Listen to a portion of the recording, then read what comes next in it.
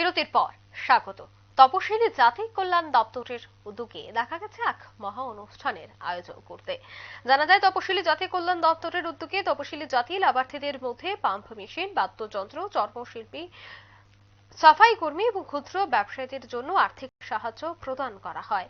এবং এই প্রদান অনুষ্ঠানে উপস্থিত ছিলেন মন্ত্রী সুধাংশু দাস, আগরতলা পৌর নিগমের মেয়র দীপক মজুমদার, বিধায়িকা মীনা রানী সরকার সহ দপ্তরের অন্যান্য আধিকারিকরা। যারা লাভার্থীরা রয়েছে তাদেরকেই এই সাহায্য প্রদান।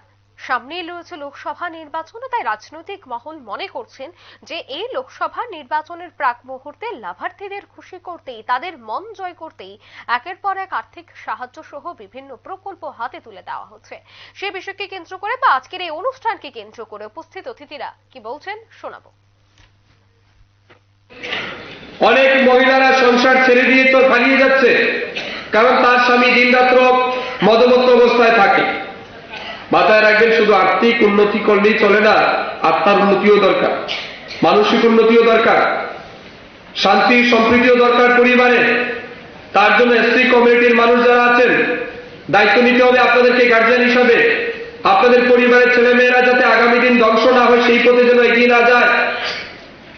এখানে কোনো গার্জিয়ান এমন আছেন, মনে করুন আপনি ভুলবশত মদমত্ত অবস্থায় থাকেন, আপনি মদ খাওয়া শিখে গেছেন, আজকে ছাড়তে পারছেন না, প্রত্যেকদিন আপনি খান, কিন্তু আপনার ছেলের বয়স 7 বছর।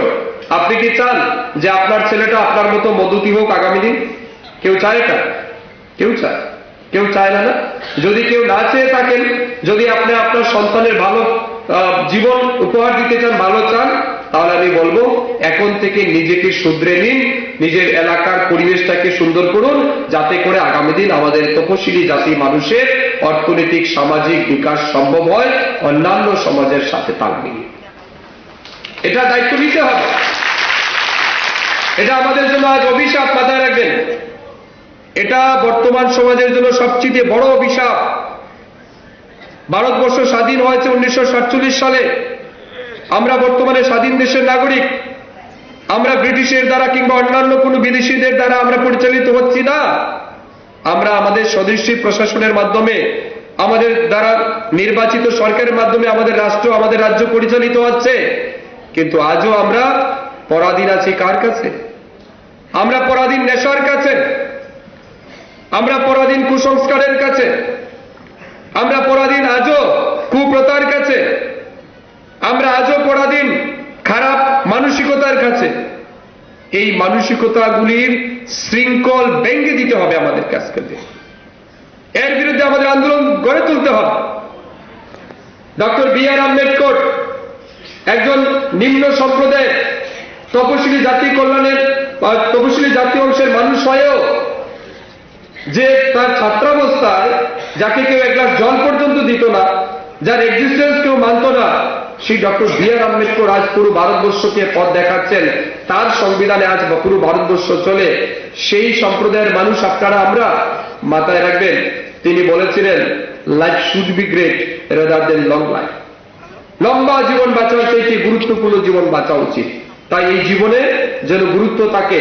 মরে যাওয়ার পর মানুষ যেন বলে লোকটা ভালো ছিল, মরে যাওয়ার পর মানুষ যেন এটা না বলে লোকটা মধু দিয়ে আসলো, ডেলি রাত্রে যন্ত্রণা করো, কর্তম মহিলা আমার ভাসাইছে, এই কথা যেন না। ঠিক আছে? তাই এটা মাথায় রাখতে হবে আপনারা। সুস্থ সুন্দর পরিবেশ তৈরি করার জন্য, নিজের জীবনের উন্নয়নের জন্য, আমাদের সবাইকে সুস্থ পরিবেশ দেওয়ার জন্য, নেশামুক্ত সমাজ গঠনের জন্য এগিয়ে আসতে হবে। এই প্রত্যাশা আপনাদের সবার কাছে রেখে আপনাদের প্রত্যেকের সুন্দর সুস্থ জীবন কামনা করে আমার বক্তব্য শেষ করলাম।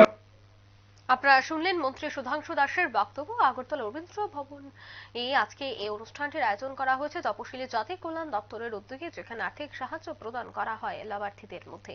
এবং বলা হয় যে নেশার থেকে যেন প্রত্যেকেই সরে এসে এবং আগামী দিনে যেন সরকারি সাহায্য নিয়ে এগিয়ে যায়, নিজের ব্যবসা শুরু করে জীবনে এগিয়ে যায়, তারই আহ্বান জানিয়েছেন মন্ত্রী। নিয়ে নিচ্ছে ছোট্ট একটি বিজ্ঞাপন বিরতি, সঙ্গে থাকুন।